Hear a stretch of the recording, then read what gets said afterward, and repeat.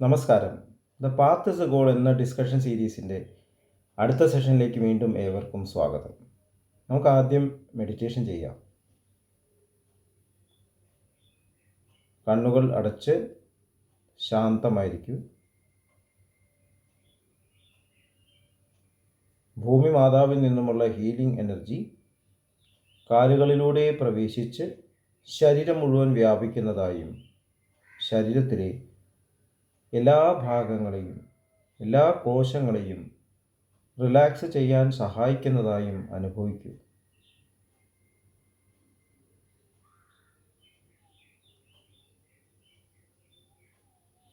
ഇപ്പോൾ ശരീരം പൂർണ്ണമായും റിലാക്സ്ഡായി. ഈ റിലാക്സേഷൻ ഹൃദയത്തിൽ അനുഭവിക്കൂ. ശ്വാസം ദീർഘമായി ഉള്ളിലേക്കെടുക്കൂ. ഹൃദയത്തിൽ സ്നേഹം നിറയുന്നതായി അനുഭവിക്കൂ. ശ്വാസം പുറത്തേക്ക് വിടുമ്പോൾ സ്നേഹം പ്രപഞ്ചം മുഴുവൻ വ്യാപിക്കുന്നതായും അനുഭവിക്കൂ.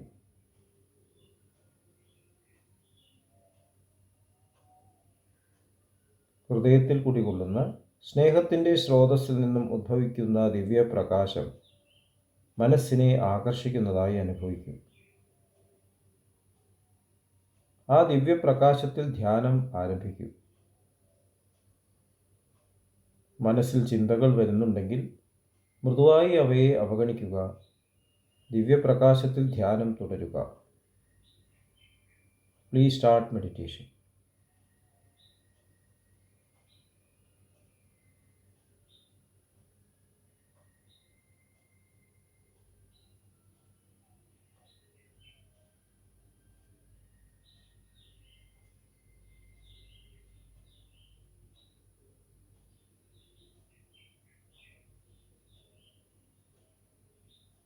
ഓക്കെ, ആ കണ്ടീഷൻ ഹൃദയത്തിൽ നിലനിർത്തി പതുക്കെ കണ്ണുകൾ തുറക്കൂ.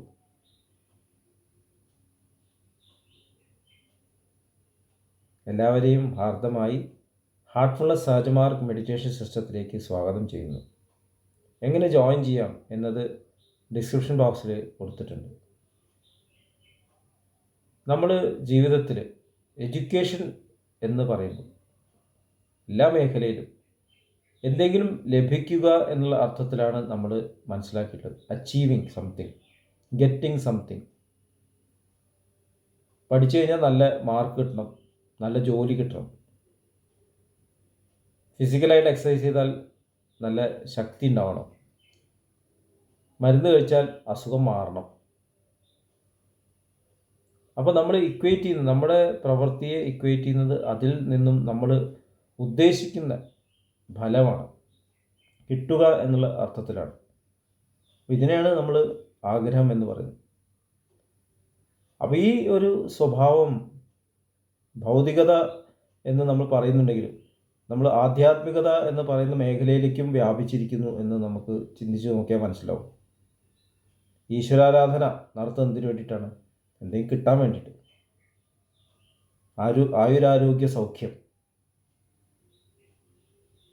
നല്ലോണം തൻ്റെ കഴിവുകൾ പ്രകടിപ്പിക്കാനുള്ള ആ ഒരു കപ്പാസിറ്റി, എപ്പോഴും സമാധാനമായിട്ട് ഇരിക്കാൻ പറ്റുന്ന ഒരവസ്ഥ, സമാധാനം, മനസ്സമാധാനം. ഇനി അതിനേക്കാൾ ഉയർന്ന തരത്തിലുള്ള ചിന്തകളുണ്ട്. സിദ്ധികൾ ലഭിക്കുക, ആധ്യാത്മിക പുരോഗതി ലഭിക്കുക, മോക്ഷം ലഭിക്കുക, സാക്ഷാത്കാരം ലഭിക്കുക, എല്ലാത്തിനും ആ ലഭിക്കുക എന്നുള്ളൊരു വാക്ക് അവിടെയുണ്ട്. അച്ചീവിങ് സംതിങ്, അച്ചീവ് ചെയ്തു. നമ്മളിപ്പോൾ സ്ക്രിപ്റ്റേഴ്സ് വായിച്ചാലറിയാം, ബ്രഹ്മസാക്ഷാത്കാരം ലഭിച്ചു, ഈശ്വരനെ കണ്ടു. ഇപ്പം എല്ലാത്തിനും നമുക്കൊരു പുറമേ നിന്ന് എന്തോ കിട്ടണം എന്നുള്ളൊരു തോന്നൽ അറിയാതെ ട്രാൻസ്പ്ലാന്റ് ചെയ്തിരിക്കുന്നു. അപ്പം അങ്ങനെ നോക്കുമ്പോൾ ശരിക്കും ഭൗതികതയും ആധ്യാത്മികതയും നമ്മുടെ ശരിക്കുള്ള അണ്ടർസ്റ്റാൻഡിങ് വരികയാണെങ്കിൽ രണ്ടും ഒരുപോലെയാണ് നമ്മളിപ്പോൾ ട്രീറ്റ് ചെയ്യുന്നത്. അതുകൊണ്ട് നമ്മൾ ഈശ്വരൻ എന്ന് പറയുമ്പോൾ നമ്മുടെ പുറമേയാണ് നമ്മൾ കൊണ്ടുവച്ചിരിക്കുന്നത്. നമുക്ക് എന്തെങ്കിലും ചോദിച്ചാൽ തരുന്ന ഒരു ഈശ്വരൻ. അപ്പോൾ നമുക്ക് അപ്ലൈ ചെയ്യുമ്പോൾ ജോലി കിട്ടാൻ ഒരു ഗവൺമെൻറ് ഉണ്ട്, നമുക്ക് സാലറിയിൽ ഇൻക്രിമെൻ്റ് ലഭിക്കണം എന്നുണ്ടെങ്കിൽ ഒരു ബോസ് ഉണ്ട്. അതുപോലെ നമുക്ക് എന്തെങ്കിലും പ്രശ്നമുണ്ട് തീർക്കാൻ ഒരു ഈശ്വരൻ. അപ്പോൾ ഈശ്വരനെ നമ്മളൊരു ക്ഷേത്രത്തിൽ വയ്ക്കുന്നു, ഒരു പൂജാമുറിയിൽ വയ്ക്കുന്നു, അത്രയേ ഉള്ളൂ. ചില സമയത്ത് അവിടെ പോയിട്ട് പൂജിക്കും, ആ പൂജ സമയത്ത് വേറെ എല്ലാം മാറ്റി വയ്ക്കും. ചിലർ ജോലി ലീവ് എടുത്തിട്ട് പൂജയ്ക്ക് പോകുന്ന ആൾക്കാരുണ്ട്, ലീവ് എടുത്തിട്ട് പിൽഗ്രിമേജിന് പോകുന്ന ആൾക്കാരുണ്ട്. അത് കഴിഞ്ഞ് തിരിച്ചു വരുമ്പോൾ പിന്നെ ഈശ്വരൻ ആവശ്യമില്ല. ഞങ്ങളവിടെ പോയി സമാധാനം, ഇനി ജോലി ചെയ്യാം, പിന്നെ ഈശ്വരനൊന്നുമില്ല. പിന്നെ നിത്യജീവിതത്തിൽ നമുക്ക് പഴയ പോലെ തന്നെ ചെയ്യാം. പഴയ പോലെ മടിയന്മാരായിരിക്കാം, സ്വാർത്ഥന്മാരായിരിക്കാം, മുമ്പേ പോലെ പൈസ ഉണ്ടാക്കിക്കൊണ്ടിരിക്കാം. അപ്പോൾ കൂടുതൽ കൂടുതൽ പൈസ ഉണ്ടാക്കുന്ന സ്ഥാപനങ്ങൾ ഉണ്ടാക്കാം. നമ്മൾ കാണുന്നുണ്ട് അങ്ങനെയുള്ള ശൃംഖലകൾ. അപ്പോൾ അങ്ങനെ പറയുമ്പോൾ നമ്മൾ ഈശ്വര അനുഗ്രഹം എന്നും പറയുന്നു. ഈശ്വരനും പുറത്താണ്. പക്ഷെ നമ്മളിൽ എന്തെങ്കിലും മാറ്റം വന്നു. ട്രാൻസ്ഫോർമേഷൻ എന്ന് പറയുന്നത് മാറ്റമല്ലേ, അല്ലാതെ കൂട്ടിച്ചേർക്കലാണോ? ഒരു വിത്ത് കൂടുതൽ കൂടുതൽ ചേർന്നിട്ടാണോ ഒരു മരമായി മാറുന്നത്? ഒരു മുട്ട കൂടുതൽ കൂടുതൽ ചേർത്തിട്ടാണോ അതൊരു വലിയൊരു കോഴി ഉണ്ടാകുന്നത്? തീർച്ചയായിട്ടും ചേരുന്നുണ്ട്. പക്ഷേ ചേരുന്നത് എവിടെ നിന്നാണ്? ഉള്ളിൽ നിന്നുള്ള ജീവശക്തി അതിന് വേണ്ടത് ഉപയോഗിച്ചുകൊണ്ടാണ് വളരുന്നത്. ഒരു മുട്ട വലിയൊരു മുട്ടയായതിനെ ഗ്രോത്ത് എന്ന് പറയാൻ സാധിക്കില്ല. ഒരു വിത്തൊരു വലിയ വിത്തായതിനെ ഗ്രോത്ത് എന്ന് പറയാൻ സാധിക്കില്ല. അപ്പോൾ നമ്മൾ കൂടുതൽ ആർജിക്കുന്നത് കൊണ്ട് അതിൽ വലിയ കാര്യമൊന്നുമില്ല. അപ്പോൾ വിദ്യാഭ്യാസവും അത് നമ്മൾ സാധാരണ വിദ്യാഭ്യാസം ആധ്യാത്മിക വിദ്യാഭ്യാസം എന്ന് പറയുമ്പോൾ രണ്ടും ഒന്ന് തന്നെ മാറിക്കൊണ്ടിരിക്കുകയാണ്. അപ്പോൾ ലോകത്തിൽ നിന്നും വിട്ടു നിന്നിട്ട്, സാധാരണ ജീവിതം വിട്ടു നിന്നിട്ട് ഒരു ജീവിതം, ഇതാണ് ആധ്യാത്മികത. എന്തോ കിട്ടാൻ പോകുന്ന പോലെ. സാധാരണ ജീവിതത്തിൽ അത് കിട്ടില്ല. അപ്പോൾ അവിടെ അതിൻ്റേതായിട്ടുള്ള നിയമങ്ങളുണ്ട്. ലോകത്തിന് അതിൻ്റേതായിട്ടുള്ള നിയമങ്ങൾ, ആധ്യാത്മികമായിട്ടുള്ള സങ്കല്പത്തിന് അതിൻ്റേതായ നിയമങ്ങൾ. മഹാത്മാഗാന്ധിജി പറഞ്ഞിട്ടുണ്ട്, നിയമങ്ങൾ എല്ലാത്തിനും ഒരുപോലെയാണ്. ഒരു അണുവിനായാലും പുഴുവിനായാലും മനുഷ്യനായാലും സന്യാസിക്കായാലും എല്ലാവർക്കും, ഈശ്വരന്മാർക്ക് ദേവന്മാർക്കായാലും നിയമം ഒന്നേ ഉള്ളൂ. അത് സ്നേഹത്തിൻ്റെ നിയമമാണ്, വേറെ നിയമമൊന്നുമില്ല.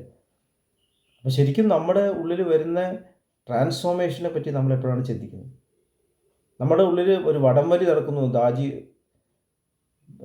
ബസന്ത് പഞ്ചമിയുടെ സന്ദേശത്തിൽ പറഞ്ഞു, ഒരു വടംവലി, രണ്ട് ചെന്നായ്ക്കൾ തമ്മിലുള്ള വടംവലി. ഒന്ന് നമ്മളെ സ്വാർത്ഥ തലത്തിലേക്ക് പിടിച്ചു വലിക്കുന്ന ചെന്നായ, മറ്റൊന്ന് നിസ്വാർത്ഥതയിലേക്ക് പിടിച്ചു വലിക്കുന്ന ചെന്നായ. അപ്പോൾ നമ്മൾ ഈ രണ്ട് ചെന്നായകളുടെ ഇടയിൽ യാത്ര ചെയ്യുന്ന ഒരു വ്യക്തിത്വമാണ് ഐഡൻറ്റിറ്റി. നിസ്വാർത്ഥത എന്ന് പറയുമ്പോഴും സ്വാർത്ഥത എന്ന് പറയുമ്പോഴും അത് രണ്ട് മനസ്സിൻ്റെ രണ്ട് ഭാഗങ്ങൾ മാത്രമാണ്. ഞാൻ നിസ്വാർത്ഥതയിലെയും സ്വാർത്ഥതയിലെയും അപ്പുറം കിടക്കേണ്ട ആവശ്യമുണ്ട്. നിസ്വാർത്ഥത നമ്മൾ ഉയർത്തുന്ന ശക്തിയാണ് തീർച്ചയായിട്ടും. പക്ഷെ ഞാൻ നിസ്വാർത്ഥനാണ് എന്ന് തോന്നിക്കഴിഞ്ഞാൽ അതൊരു പ്രശ്നമായി മാറും.